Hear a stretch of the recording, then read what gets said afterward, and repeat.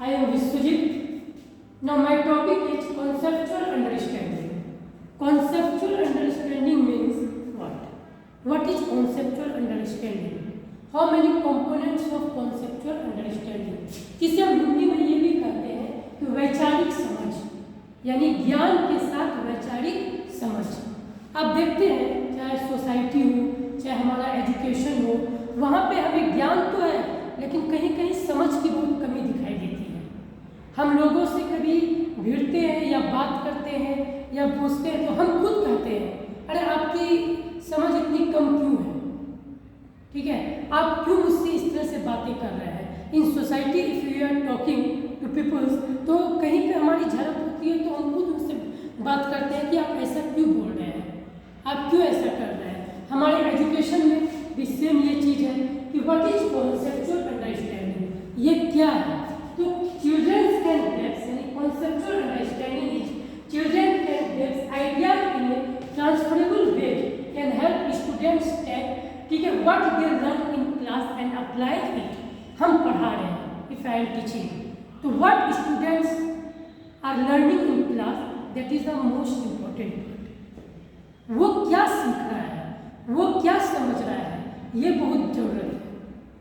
ठीक है, तो अंडरस्टैंडिंग कंसेप्ट क्या बोलता है कि what children can get idea in a transferable way, can help student, ठीक है, take what they learn in class and apply it. Next, students ability to understand, उसकी एबिलिटी क्या है, कितना वो समझ रहा है।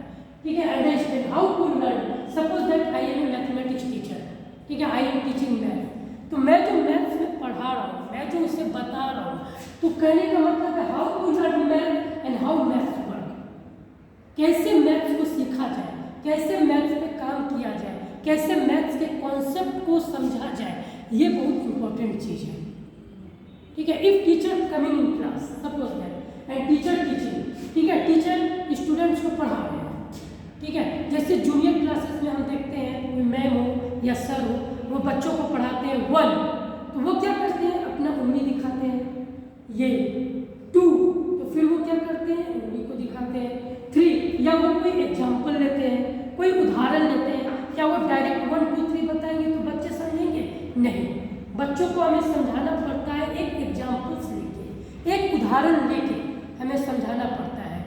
तो ये कॉन्सेप्ट हुआ, जब तक हम उसको उदाहरण के साथ नहीं छोड़ेंगे, एक एग्जाम्पल्स के साथ नहीं छोड़ेंगे, वो नहीं समझ पाएंगे। ठीक है, तो students ability to understand how to learn math and how math work. Suppose that this is the real life application, तो in math use the math, math को कैसे यूज किया जाता है, डू द मैथ, मैथ कैसे करना है, and understand the math, math को कैसे समझना है। यानी यहाँ 3 पार्ट हो गया, use the math, do the math, understand the math.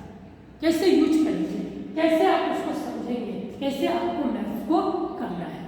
ठीक, नेक्स्ट, जैसे आप देखिए न्यू एजुकेशन पॉलिसी जो सेंट्रल गवर्नमेंट के द्वारा 2020 में जारी किया गया, वो हमें क्या सिखाता है, रटने की बजाय अवधारणात्मक समझ बहुत जरूरी है। According to new education policy, ठीक है, बाय सेंट्रल गवर्नमेंट, वो हमें कहते हैं कि आप विद्यार्थियों को रटाइए मत, उसको समझाइए, उसको किसी उदाहरण से जोड़िए।